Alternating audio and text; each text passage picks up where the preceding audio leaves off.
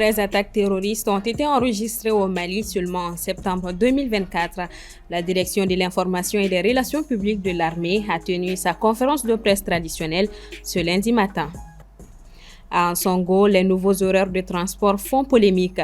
Les transporteurs battent les pavés. Nous irons à Bankas où les forces vives plaident pour le retour des déplacés. Lundi 14 octobre 2024, ravi de vous retrouver. Bonsoir à toutes et à tous. Bienvenue aux informations. Le Premier ministre Dr Shogel Kokala Maïga a présidé vendredi dernier la session d'appropriation du Programme national d'éducation aux valeurs. Il en a profité pour demander la clarification entre les acteurs du changement et les faux soutiens de la transition après la phase de la rectification. Paul Yapinguessan. Initié sous l'impulsion du président de la transition, le colonel Assimi Goïta, et conformément aux recommandations des Assises nationales de la refondation, la série de sessions d'appropriation du PNEV avait pour objectif de relancer et consolider les valeurs fondamentales de la citoyenneté malienne. Le PNEV s'articule autour de 5 axes stratégiques visant à forger le Malien de type nouveau par la promotion de l'éducation civique, morale et patriotique, la création d'espaces d'éveil citoyen, le soutien à l'autorité parentale, le renforcement des capacités des acteurs institutionnels et sociopolitiques, l'amélioration de la synergie d'action entre les acteurs institutionnels. Le Premier ministre a profité de l'occasion pour dénoncer les faux amis de la transition, tout en appelant à la clarification après la phase de la rectification. Les Maliens se sont soulevés pour la défense, les réformes, la lutte contre la corruption et l'impunité. L'accord a cherché à voir qu'est-ce qu'il y a derrière ce voile-là. 55 000 forces armées et le tourisme CETA. Et enfin, la stabilité. C'est en ce moment que dans la confrontation entre ces deux forces, dont l'une d'eux fait réforme, l'autre ne veut pas, l'armée est venue mettre tout le monde d'accord. Nous sommes à l'heure de la clarification. On a changé de paradigme. On a fait la rectification, il nous faut la clarification aujourd'hui. On ne peut pas continuer dans la confusion.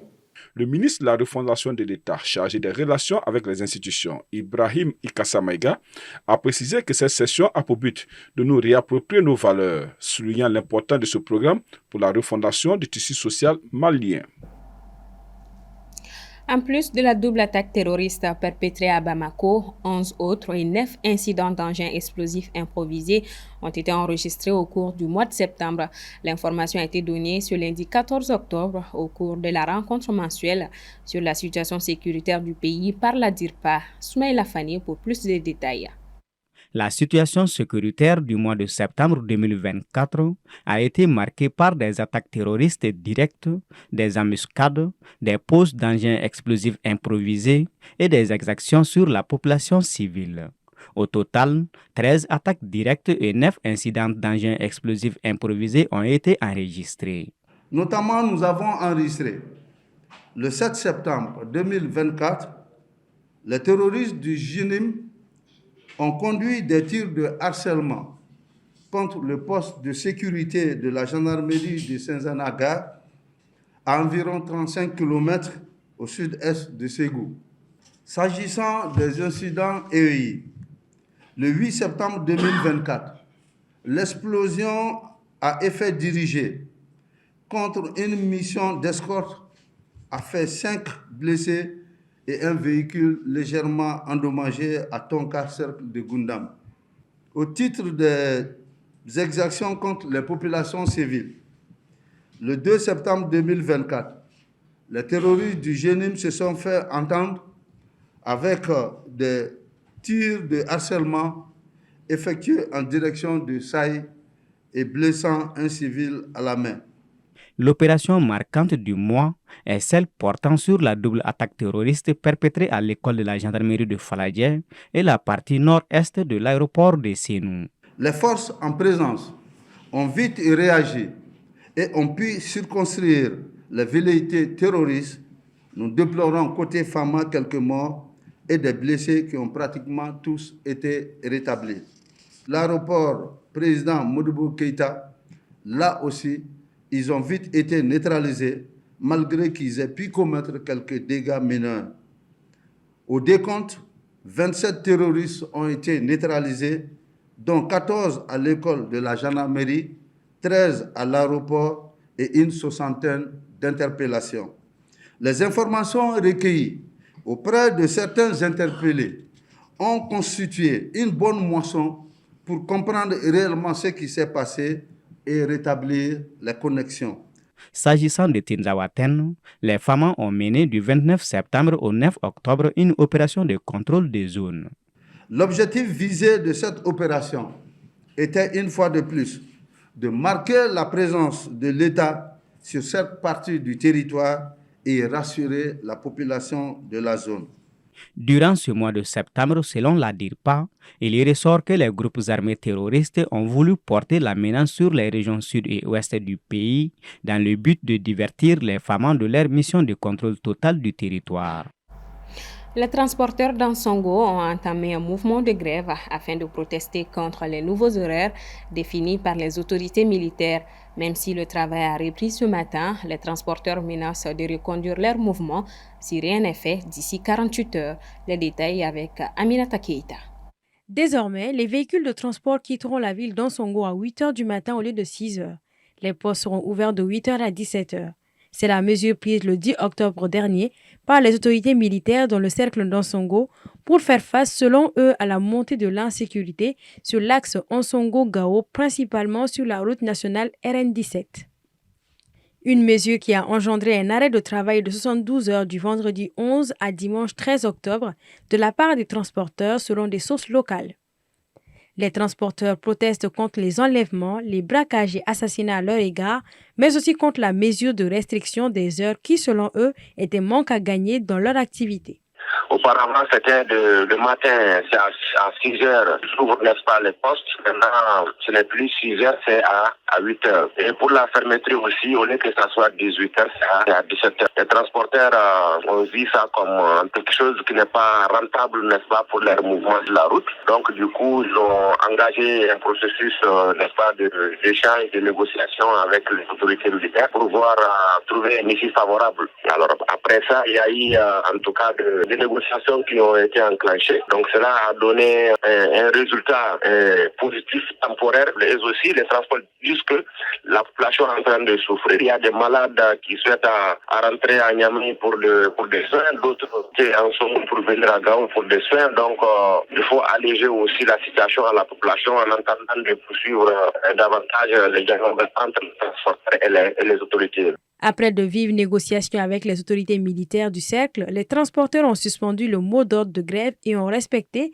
les horaires de 8 heures à 17 heures. Tous les véhicules ont donc quitté Ansongo ce matin à 8 heures, ont constaté des sources locales. Selon elles, la suspension de cette grève est momentanée car les transporteurs demandent aux autorités locales de revoir les heures et de renforcer la sécurité sur la route nationale RN17, faute de quoi ils menacent de reprendre la grève dans 48 heures, nous confient les sources locales. À Bankas, le retour des déplacés est annoncé. La rencontre du 10 octobre à la mairie entre les forces vives et les élus locaux a permis de trancher sur la question. Djeneba Samaki. Le but de la rencontre était de réconcilier les différentes communautés vivant à Bankas et inciter tous les déplacés qui se trouvent à Sévaré, Mopti, Bamako, Sikasso et ailleurs de retourner à Bankas. Tous les responsables de Bankas se sont concertés pour dire aujourd'hui, pour avoir la paix, il faut obligatoirement le retour de ces déplacés.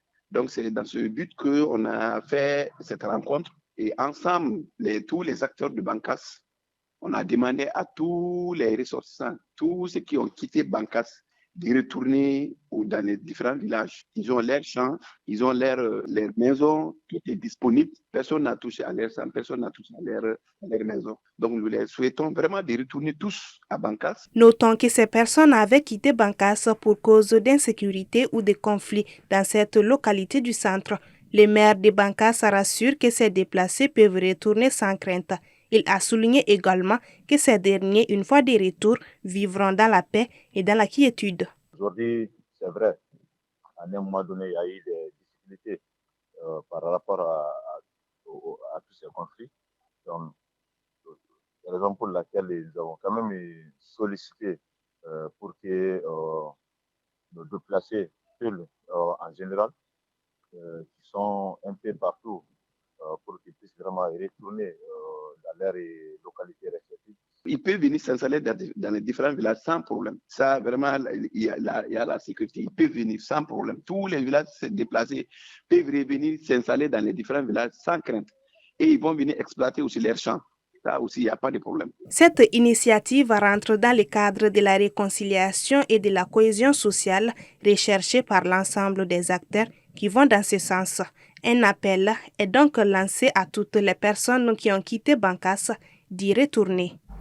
Direction le Burkina Faso, la route reliant Ouagadougou et Bobo-Dioulasso est submergée par les eaux. Plusieurs compagnies de transport sont obligées de faire de grands détours, passant par les villes de Kodougou et de Dédougou. Aussi, un incident sécuritaire a été signalé sur cet axe, obligeant des compagnies de transport à annuler tous leurs départs de ce samedi. Depuis le début de l'hivernage, le Burkina a enregistré de fortes pluies qui ont occasionné des inondations. Cap sur le Sénégal qui a lancé ce lundi 14 octobre son nouveau plan Sénégal 2050, une stratégie ambitieuse pour remplacer le plan Sénégal émergent de l'ancien régime de Macky Sall et orienter le pays vers un avenir plus souverain, inclusif et compétitif. Ce nouveau référentiel des politiques publiques vise à redéfinir la trajectoire de développement du pays, suivant un extrait de la déclaration d'Ousmane Sonko, Premier ministre sénégalais. Ce cercle vicieux de dépendance et de sous-développement nous a maintenus à la lisière des trajectoires vertueuses qu'il nous incombait d'emprunter ces dernières décennies.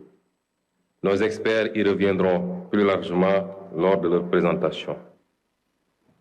Nous savons hélas que nous ne pouvons plus revenir en arrière, mais nous pouvons prendre un nouveau départ. Commencer à partir de maintenant et emprunter une toute nouvelle trajectoire librement choisie, partagée et assumée. C'est la haute et noble ambition fixée par son Excellence le Président Bassirou Diomaye Diakhar Faye. Pour y parvenir, nous ne ferons plus comme avant, courir d'une réforme à une autre, d'un projet à un autre, touchant à tout, laissant bien souvent par-ci, par-là un goût d'inachevé, et toujours dans la précipitation électoraliste et le diktat du prochain mandat. Nous avons pris le pari d'adopter un nouveau modèle de développement sur le long terme, reposant d'une part sur un État stratège qui favorisera grandement le développement de filières compétitives, de pôles territoires viables, avec des villes épicentres et un secteur privé national fort. Voilà donc qui referme ce 1945. Merci à vous de l'avoir suivi. Le programme continue sur la télévision qui vous allume. Bonsoir à tous et à demain.